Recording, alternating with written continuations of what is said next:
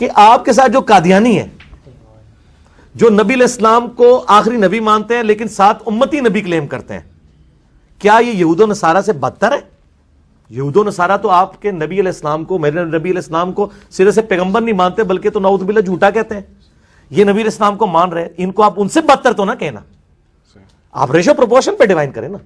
جس طرح میں دیوبند بریلوی کے دفاع کے لیے کھڑا ہوں گا نا، میں ہر اس شخص کے دفاع کے لیے کھڑا ہوں گا جس کو آپ ضرورت سے زیادہ فتویٰ اس کے اوپر لگا دیں گے. آپ کو اس کیٹیگری میں نہیں لے کے آ سکتے. کس طرح لے کے آ جائیں گے؟ ادروائز تو پھر آپ بھی نہیں بچیں گے. ٹھیک ہے نا جی. تو یہ بات دیکھیں، ریشو پروپورشن، جس کا جتنا جرم ہے اتنا اس کو جرم بتائیں، بس اس سے زیادہ نہیں. جو میں نے پہلے بھی بات کی ہے کہ جن بزرگوں نے اپنے ناموں کے کلمے پڑھائے ہیں ان کو آپ رحمہ اللہ کہہ رہے ہیں، اور ان بزرگوں کو دلیل بنا کے جس بندے نے یعنی ایک جھوٹی نبوت کلیم کر دی ہے، سارا غصہ آپ اس کے اوپر نکال رہے ہیں. چور کی ماں کو نہیں مار رہے، چور کو مار رہے ہیں، دونوں کو مارے. ٹھیک ہو گیا.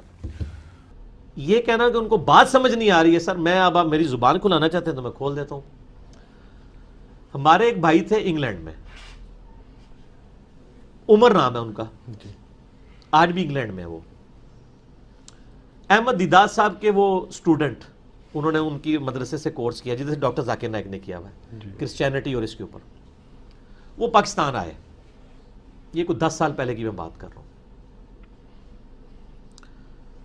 پاکستان آئے تو ہمارے محلے میں ہی آپ کو پتا ہے قریب ساری ماشاءاللہ مسجدیں ہیں. میرے گھر کے بالکل ساتھ جو ہے بریلویوں کی مسجد ہے، اس کے بالکل تھوڑا سا دور دیوبندیوں کی ہے، اس طرف اہل حدیث کی ہے، بالکل بیک سائڈ پہ امام بارگاہ ہے، اور اہل حدیث کی مسجد تھوڑا سا آگے قادیانیوں کی عبادت کا ہے. ساری موجود ہے. اس نے کہا میں کمپیریٹیو اسٹڈی کروں ذرا ود ان ریلیجن، کرسچینٹی اور وہ میں نے سب کچھ کر لیے. قادیانی عموماً اپنی عبادت گاہوں میں غیر قادیانیوں کو داخل نہیں ہونے دیتے. یہ نہیں ہے کہ وہ آپ کو ناپاک یا نجس سمجھتے ہیں، وہ وجہ یہ ہے کہ ان کو دہشت گردی ان چیزوں کا خطرہ ہوتا ہے. واقفیت ہو تو آپ جا بھی سکتے ہیں. اس نے کیا کیا کہ اس نے اپنے ہاتھ میں بائبل پکڑی اور اس نے کہا کہ میں کرسچن سے ریورٹ ہوں مسلمان. تو میں ابھی اسلام میں نا تحقیق کروں کہ میں نے کس مکتبہ فکر میں آنا ہے. ظاہر وہ دنیا دار بندہ تھا، وہ کہہ بھی ٹھیک رہا تھا کہ وہ ہمیں مطلب ایک تو سنا کے مسلمان ہوتا ہے نا، اس کو تو پتہ ہی نہیں ہوتا میرا کیا فرقہ ہے، جدھر ہی پیدا ہو جائے ادھر ہی ہوتا ہے. اب وہ ریورٹ ہوا تھا، پورا علم حاصل کیا، قرآن پڑھا. کہتا ہے بائبل لے کے میں پہنچا تو میں نے کہا یہ دیکھ لیں میں بائبل ہے، میں تو کرسچن سے مسلمان ہوں. تو اس طرح نا میں مطلب اسلام کے فرقوں میں نا تحقیق کر رہا ہوں، تو میرے بھی کچھ کوشچن ہیں جو آپ نے ایڈریس کرنے ہیں. انہوں نے اس کے لیے دروازہ کھول دیا. یہ اس نے مجھے خود سنایا. کہتا ہے میں جب اندر ہوا نا، میں نے ان کو کہا کہ یار یہ آپ کس بنیاد پہ کلیم کر رہے ہیں کہ یہ قرآن جو ہے یہ اللہ کی کتاب ہے اور نبی علیہ السلام اللہ کے پیغمبر ہیں. ٹھیک ہے، یہ تو آپ کو کہانی کرائی گئی ہے نا کہ وہ نبی علیہ السلام کو نہیں مانتے. ٹھیک ہے نا، جیسے حنفیوں کو کہانی کرائی گئی ہے کہ اہل حدیث اماموں کو نہیں مانتے. اہل حدیث اماموں کو بھی مانتے ہیں، اماموں کی بھی مانتے ہیں. آپ صرف کوئی مانتے ہیں، وہ کی بھی مانتے ہیں. کی یہ مانتے ہیں کہ ان کی کوئی بات کتاب و سنت خلاف وہ چھوڑ دیتے ہیں کیونکہ اماموں نے خود کہا ہوا ہے، تو ان کو یہ گالی کھانی پڑتی ہے. کہتا نہیں میں نے ان سے جب یہ بات کی تو انہوں نے کہتا ہے کہ جی ان کا وہ جو مربی بیٹھا تھا نا، اس نے کہا یہ انجیل پکڑاؤ نا مجھے. کہتا ہے اس بندے نے اس انجیل میں سے اسی وقت سارے ریفرنسز نبی علیہ السلام کی شان میں جو تھے نا، پروفیسیز، گاسپل آف جان سے اور اسی طریقے سے ڈیوٹرانومی سے، وہ کھول کے میرے سامنے رکھ دی قادیانی نے. اس نے کہا یہ دیکھو کرسچینٹی مطلب اچھا. پھر اس نے کہا میں کیسے مانوں کہ یہ قرآن اللہ کی کتاب ہے اور یہ چینج نہیں ہوئی ہے. تو اس نے کہا جی ہمارے جو تیسرے خلیفہ تھے حضرت عثمان، ان کے زمانے میں لکھوایا ہوا نسخہ ترکی میں بھی موجود ہے، رشیا میں بھی موجود ہے. اگر آپ ریڈی ہیں تو ہم آپ کو ویزا لگواتے ہیں، آپ کو فزیکلی وہاں جا کے قرآن دکھا دیتے ہیں. انگلینڈ میں بھی ہے. تو اس نے کہا آپ نے دیکھنا ہے تو ہم دکھا دیتے ہیں، اگر کوئی فرق ہے تو ہمیں بتائیں. یہ کوئی تبدیل نہیں ہوا. تو تیسرے خلیفہ بھی انہوں نے کہا اچھا. پھر کہتا ہے جی میں نے ان سے ڈسکشن شروع کی کہ یہ بتائیں کہ یہ جو مسلمانوں میں فرقے ہیں ان میں سے کون حق پہ ہے. سر آپ تو اتنا سادہ لے رہے ہیں نا معاملے کو.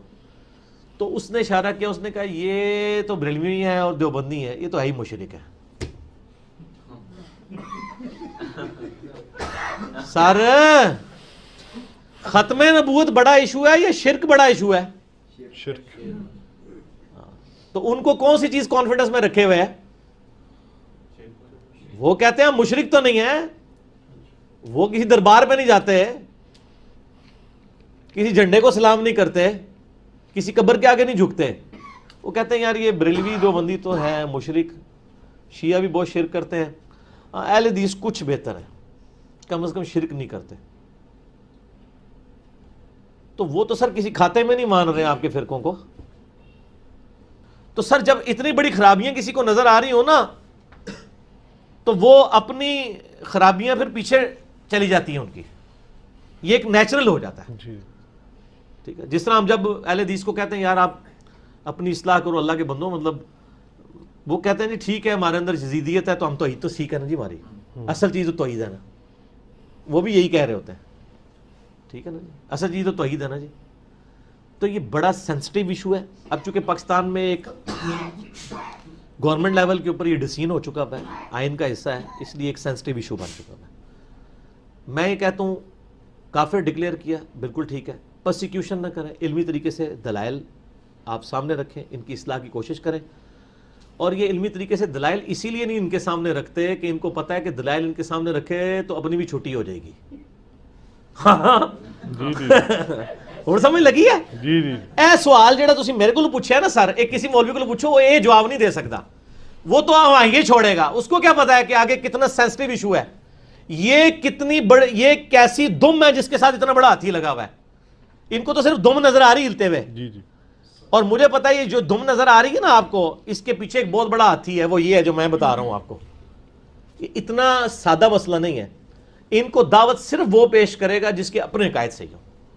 ہمارے بھائیوں سے لوگ بات کرتے ہیں نا واٹس ایپ پہ, اور میرا جو کلپ ہے قادیانیوں کو دعوت اسلام, وہ کہتے ہیں پہلی دفعہ کسی نے کوئی بات ہمیں صحیح طریقے سے سمجھائی ہے, ہمارا مقدمہ سمجھا ہے اور ہمیں اسی ڈاکٹرائن کے اوپر بتایا ہے, اور میں نے الحمدللہ اس میں بتایا کہ ان کو کس کس طریقے سے دھوکہ دیا گیا. لیکن ساتھ ہی میں نے ان کا وہ دروازہ بند کر دیا جو ان کو شیطان وسوسہ دلا سکتا تھا نا کہ ہاں جی سانو تے کہہ رہے ہیں, انہوں نے کچھ نہیں کہہ رہا, وہ میں نے کلیئر کیا ہے کہ چاہے او ہون یا تسی ہو, وہ ہم تو دونوں کو آن کوئی نہیں کرتے. سیدھی سی بات ہے. اس لیے کہ غلطی غلطی ہے چاہے کوئی بھی کرے. تو چونکہ یہ ہمارے مسلمان فرقے کے لوگ نہیں کر رہے ہوتے, اپنے بزرگوں کو ڈیفینڈ کر رہے ہوتے ہیں, ان کو رگڑا لگا رہے ہوتے ہیں, ان کو بات سمجھ نہیں آتی, وہ ان کا مذاق اڑا رہے ہوتے ہیں. ہمارا اڑائے نا, نہیں اڑا سکتے. میرے اوپر کون سی ایلیگیشن لگائیں گے؟ میں تو جس نے ختم نبوت پہ نبی علیہ السلام کی توہین کر کے اپنے ناموں کا کلمہ پڑھوا کے ڈاکہ مارا ہے, میں تو سب کو غلط کہتا ہوں. یہ بھی جرت کریں تو دیکھیں ان تک دعوت پہنچا دیں گے. ٹھیک ہے, تو اس میں تو ہمیں بہت فیڈ بیک ملتے رہتے ہیں. میرا خیال ہے جتنی میں نے گفتگو کر دی اتنی کافی ہے. اس میں آپ کو تھوڑا سا ایکسٹینشن میں ایک آپ کی طرح ہی جوش ایک اسکالر ہے, وہ ربی نہیں ہے, از ناٹ اے ربی جو ان کے پریسٹ ہوتے ہیں, اسکالر ہے, وہ کمپیریٹیو اسٹڈی کرتا ہے ریلیجنس کی, اسلام, جوش, کرسچن ہے, ہندو اور یہ. اس نے بھی جب اسلام کے اوپر فائنڈنگز دی تھی اپنی, تو اس نے کہا تھا کہ مجھے صرف یہ دیوبند اور بریلوی سمجھ نہیں آئے, اسپیشلی بریلوی. باقیوں کو میں کہہ سکتا ہوں کہ وہ جو ہے نا ون گاڈ کے اوپر سٹینڈ لیتے ہیں. دیکھو نا, وہ یہ اگر ایک یہودی ربی نہیں ہے, وہ اسکالر ہے, وہ بڑا ان کا ٹیچ کرتا ہے اور لوگ اس کو جوش بہت فالو کرتے ہیں, آرتھوڈاکس ہے وہ. ہم بھی آرتھوڈاکس ہیں. جی جی آرتھوڈاکس ہیں. ہم ہی کہتے ہیں نیا فتنہ نکلا ہے, ہم آرتھوڈاکس ہیں. جی جی قدامت پسند. آرتھوڈاکس مطلب یہ نہیں جو شروع سے ایک کتاب و سنت کے دلائل پہ چلا. جی